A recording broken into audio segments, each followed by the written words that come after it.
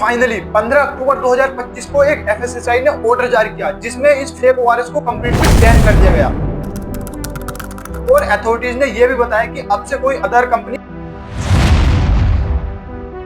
सितंबर 2022 Telangana high court में एक petition file की गई जिसमें food safety and standard authority of India से WHO के स्टैंडर्ड फॉर्मूला को फॉलो ना करके अपनी ड्रिंक पर ओआरएस लिखकर मिसलीड करने वालों के खिलाफ एक्शन को लेकर मांग की गई। दरअसल डॉक्टर शिवा रंजनी जी साल 2018 से ही फेक ओआरएस के नाम से बिक रही ड्रिंक के खिलाफ पब्लिक को अवेयर और एजुकेट कर रही थी। बेसिकली ये जो WHO स्टैंडर्ड बेस्ड ओआरएस होता है वो बॉडी के इलेक्ट्रोलाइट और बॉडी के फ्लूइड को रिस्टोर और रिप्लेस करता है due to dehydration. But current time में मार्केट में ओआरएस के नाम से मिलते जुलते नामों की ड्रिंक खूब बेची जा रही है।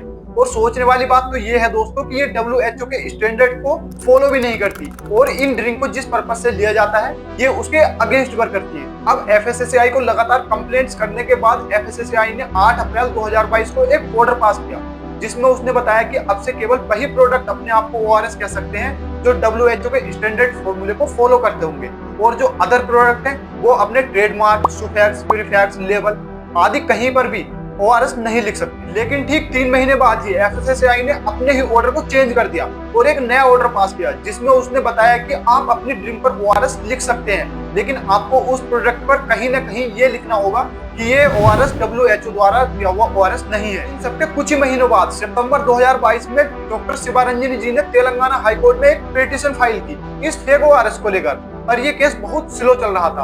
उन्होंने हेल्थ अथॉरिटीज और सीएमओ को लेटर भी लिखे पर कुछ नहीं हुआ। बट अभी हाल ही में मध्य प्रदेश और राजस्थान में कफ सिरप पीने की वजह से जो बच्चों की मौतें हुई उस पर डॉक्टर शिवा रंजनी जी ने एक वीडियो बनाया जिसमें उसने उस फेक ओआरएस की भी बात करी। ये वीडियो सोशल मीडिया पर तेजी से वायरल हुआ। Paper reported the 1410 order. That wasn't clear, and it said ORS can be used, but they have given a clarification today, and we have warned they can not only not use ORS, they cannot sell it from today, right now from today. No misleading label with ORS can be. और surprisingly 14 अक्टूबर 2025 को FSSI की तरफ से एक order आया इस fake ORS को लेकर। और फाइनली 15 अक्टूबर 2025 को एक एफएसएसआई ने ऑर्डर जारी किया जिसमें इस फेक ओआरएस को कंप्लीटली बैन कर दिया गया। और अथॉरिटीज ने यह भी बताया कि अब से कोई अदर कंपनी अपनी ड्रिंक पर ओआरएस नहीं लिख सकती और ना ही मार्केट में बेच सकती है। अब जिन प्रोडक्ट्स पर बैन लगा उन प्रोडक्ट्स में सबसे पॉपुलर नाम था ORSL का। अब इस ORSL को एक फॉरेन कंपनी मैन्युफैक्चर करती है जिसका नाम है JNTL। अब ORS पर बैन लगने के बाद JNTL पहुंच जाती है दिल्ली हाई कोर्ट और कोर्ट को ये बताती है कि अभी हमारा 1800 मिलियन का प्रोडक्ट स्टॉक में पड़ा है और इस स्टॉक को भी एफएसएसआई के अप्रूवल पर ही बनाया गया है और हम ये अपना 1800 मिलियन का स्टॉक यूं ही वेस्ट नहीं कर सकते।